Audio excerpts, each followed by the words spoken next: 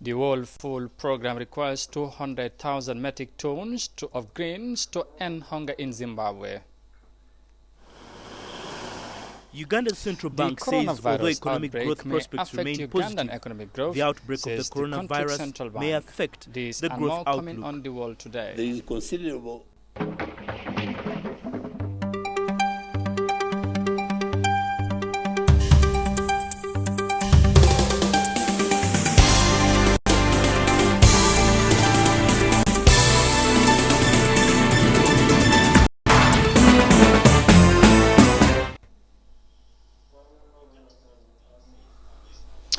It is 1400 GMT here in our studios in Banjul.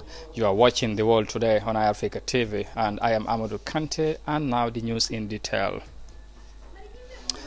The Office of the President of the Republic of the Gambia has declared Tuesday, 18 February, as public holiday for the commemoration of the 55th independence from British colonial rule. The event, which is celebrated annually, is scheduled for the McCarthy Square in the capital city, Banjul, where the security forces and representatives from more than 100 schools and voluntary organizations will take part in the parade. President Adhanom will be in attendance, and all invited guests are requested to be seated by 9 a.m., according to a press release from the State House. On the evening of the Tuesday, Interregional Athletic Championship of Lower Basic Schools will be coordinated by the Ministry of Basic and Secondary Education at the Independence Stadium in Bakau. Outstanding athletes will be awarded prizes, while individual regions will also be awarded based on their performance at the championship. And from that, of course, development of Gambia's independence celebrations, next we head to Uganda and talk about the coronavirus, because the novel coronavirus outbreak may affect Uganda's economic growth outlook, the country's central bank has said this week. According to the bank, if the global threatening diseases persist for an extended period, it will cause effects on global financial activities. Let's have more details of that in this report. Uganda's central bank says although economic growth prospects remain positive, the outbreak of the coronavirus may affect the growth outlook. There is considerable uncertainty regarding the duration and severity of the coronavirus outbreak. If it persists for an extended period, the effect on global economic activity is likely to be larger than currently projected. The central bank says the immediate effect of the coronavirus on Uganda will be through imports. 25% of the country's imports come from China, and many of these imports are raw materials and capital goods. If you don't import capital and raw materials, how do you then end up producing? So either it automatically means that a little supply of goods that will come through will be expensive, and therefore the cost of production will be high. Alternatively, if you're importing consumer goods, they require be high, the price will be high. Preliminary estimates from the Uganda Bureau of Statistics indicate that this financial year, Uganda's economy will grow in a range of 5.5 to 6%. Public infrastructure investments such as electricity, coupled with improved agricultural performance, will also contribute to economic progress. On the domestic scene, Bank of Uganda says constraints to agricultural production, including uncertain weather patterns and the current invasion of the desert locusts, could also weigh in on economic activity. The locusts. And from that report there in Uganda, we come back home and talk on matters of the DRC as the teams resume at the commission. Now, former State House Imam Abdullahi Fati appeared before the Truth, Reconciliation and Reparation Commission on Monday, where he testified on several issues of religious matters after his name was adversely mentioned by different religious leaders before the commission. He said since his appointment as Imam at State House in 1995, he never had special relationship with former President Jammeh, and that his role was to lead prayers at the mosques in the State House. Let's listen to him in this insert.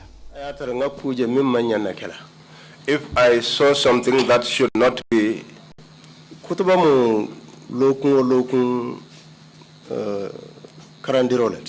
a sermon is a weekly teaching.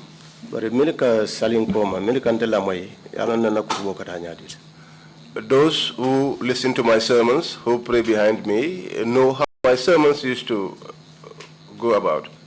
But that's not what I asked. The question I asked is, would you use that opportunity to preach to him ideas you believed he should adopt? Ako amenyinin kawla kenyinin kamena wala myinti ko wokutu bolu kono foisi kumolu fojele menia lonko asibuli atefango kungo kama puru atesitama wo kuma kangolula etebe menu fokan kutubo kono kutuba mo misilimo be talet kutuba bu ko wuli mo kilin kam sermons mi ya teba atala mot mi yente ma ntame mba fokan ntalamo itame mba lam kan italamo mi bi nay ma wulu folo talam.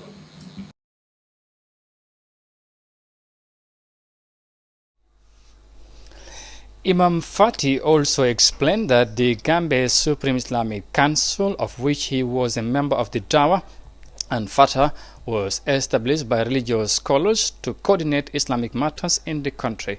Imam Fati explained to the commission that the council was closely working with government, but refuted that this Islamic organization was involved in any illegal acts.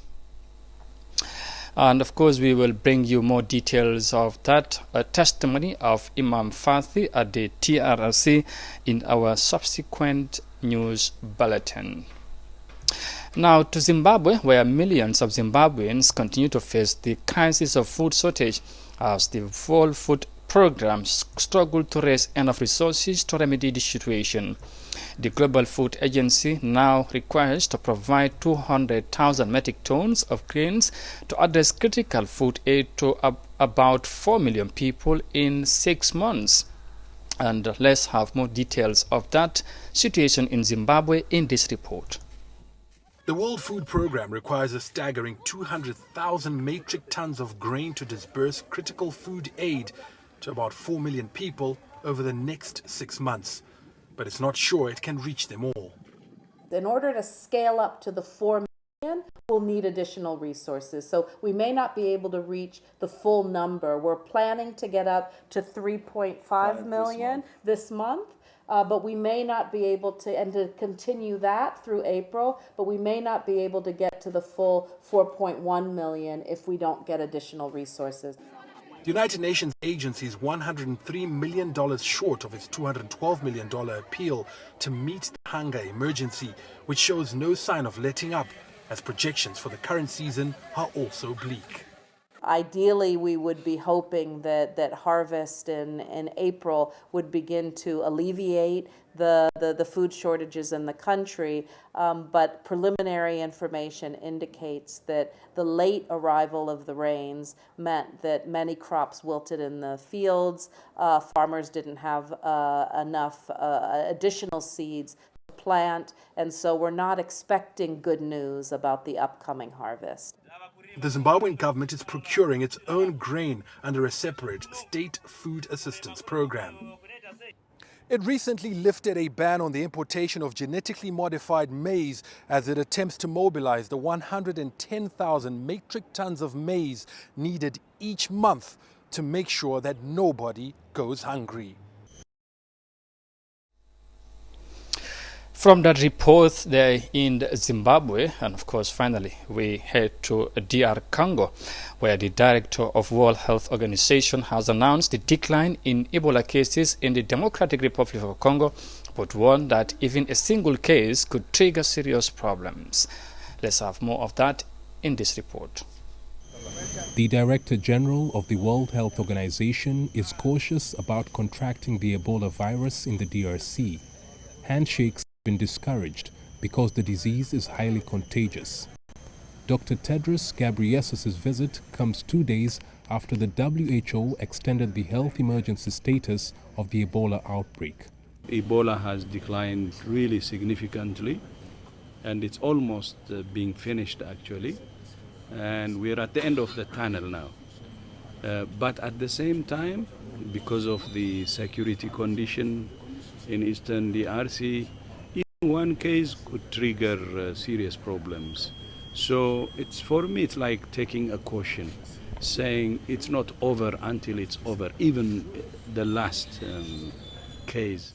Decades of conflict and corruption have blighted the DRC's healthcare system, but the government says it's determined to change the way things are done. The fight against corruption is my priority in the health ministry. Just a few days ago, I ordered an inquiry into a case where money was stolen. The key suspects have been arrested.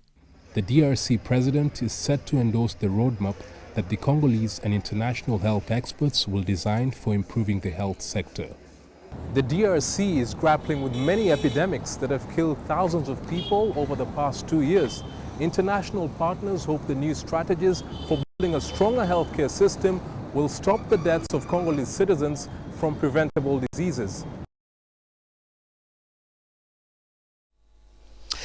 Well, we hope, of course, Ebola will finally go for good, not only in DR Congo, but across the globe. And viewers, that's all we have for you on this news bulletin. But of course, we will bring you another bulletin later in the day. But of course, for more on these stories and others, you can also log on our website on iafrica.tv. Once again, I am Amadou Kante, and bye for now.